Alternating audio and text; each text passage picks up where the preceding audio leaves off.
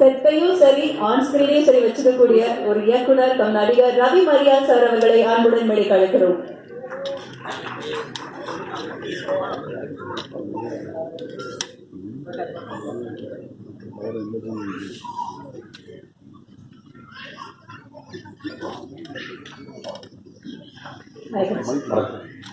நீங்க உங்களோட வார்த்தைகள் தேசிங்க ராஜா 2 பத்தி.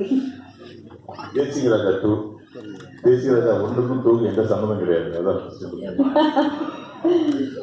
இந்த படத்துக்கு வந்து டைரக்டர் ஹிட் சார், அந்த படத்துக்கு டைரக்டர் ஹிட் சார், இந்த படத்துக்கு ஹீரோ விமல் சார், அந்த படத்துக்கு ஹீரோ விமல் சார், அந்த படத்துக்கு வில்லன் ரவி மரியா, இந்த படத்துக்கு வில்லன் ரவி மரியா.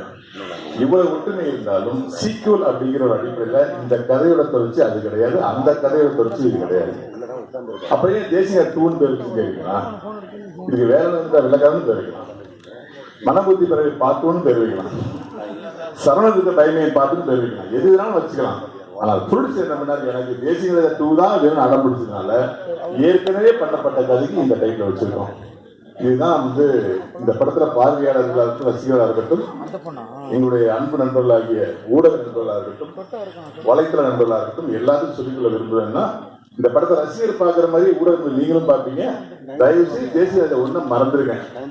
அதுக்கும் இதுக்கும் உள்ள ஒரே வித்தியாசம், அது காமெடி கலாட்டா, இது காமெடி கலைவரம் போலதான். சொல்லுவாங்கல்ல, ஒரு சீக்வல் ரிலீஸ் ஆகும் போதோ இல்ல ஒரு டேரக்டர் படம் ரிலீஸ் பண்ணும்போது விசிட் அந்த படம் அப்படின்னு சொல்லுவாங்க. இந்த யூனிவர்ஸ் அதெல்லாம் அந்த யூனிவர்ஸ் மறந்துருங்கன்றீங்க, தேசிக ராஜா 1 மறந்துட்டீங்க. மறந்துடணும்.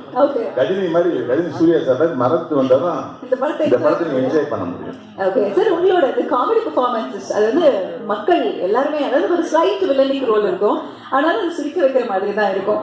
நீங்க ஆனா ஒரு சீரியஸ் வில்லனாகவுமே இருந்திருக்கீங்க. இந்த பெர்ஃபார்மன்ஸஸ் வந்ததுக்கு அப்புறம் மக்கள் கிட்ட இருக்கக்கூடிய எதிர்பார்ப்பு நீங்க எவ்வளவு வரவேற்கிறீங்க சார்? உங்களுக்கு ஃபர்ஸ்ட் யார் இந்த மாதிரி ரோல்ஸ் கொடுத்தது? ஆக்சுவலா இதுக்கு அடிப்படை காரணமே இது எவ்வளவு ஆர்கே செல்வமணி சார் தான். ஓகே, எல்லாருக்கும் புது தகவலா இருக்கும். பக்கத்துல உட்காந்து ஆர் உதயகுமார் சாருக்கும் புது தகவலா இருக்கும். பேர சார் அவர் தான் வந்து D40 அப்படிங்கிற ஒரு நிகழ்ச்சியில அவர் ஷோ டைரக்டர், ஒரு 5 அசிஸ்டன்ட் ஷோ டைரக்டர் என்ன ஒரு ஆளா வச்சிருந்தாரு. அப்ப டைரக்டர் எழில் சார் வந்து எங்க யூனியன்ல வந்து டைரக்டர் யூனியன்ல பொருளாதாரம் அந்த 1 மாசம் டிராவல்ல நான் பாக்குறதுக்கு வந்து பயங்கர முரணா இருந்தாலும் எதுக்கு எடுத்தாலும் காப்பி பண்ணிட்டே இருப்பேன். அப்போ ஒரு நாள் செம்ம டென்ஷன் கட்டி, உங்களுக்கு எவ்வளவு வில்லனாக்குறது அப்படின்னு கோவப்பட்டு எழில் சார், சார் வசந்த படம் தான் சோறு சாப்பிட்டுங்க சார், தட்ட உதவியாதீங்க அப்படின்னு. இல்லைங்க, நீங்க சரியான காமெடி பேசுங்க, காமெடி இறங்குங்க, வேற ஒரு அறுவடை உங்களுக்கு காத்துட்டு இருக்கு அப்படின்னாரு. அப்ப நீங்களே செஞ்சிருங்க சார் அப்படின்னு. நான் இப்ப கேஷுவலா சொன்னேன், எங்கங்க நானே கேப்ல படம் நீங்க உட்காந்துருக்கேன் அப்படின்னாரு. அவர் சொல்ற அப்படியே சொல்றேன், இல்ல சார் நீங்க கூடிய சீக்கிரம் படம் பண்ணுவீங்க சார், நீங்க சொன்ன மாதிரி நான் காமெடியா பண்ணுவேன் அப்படின்னு. அதுதான் சிவகார்த்திகேயன் சார் அறிமுகமா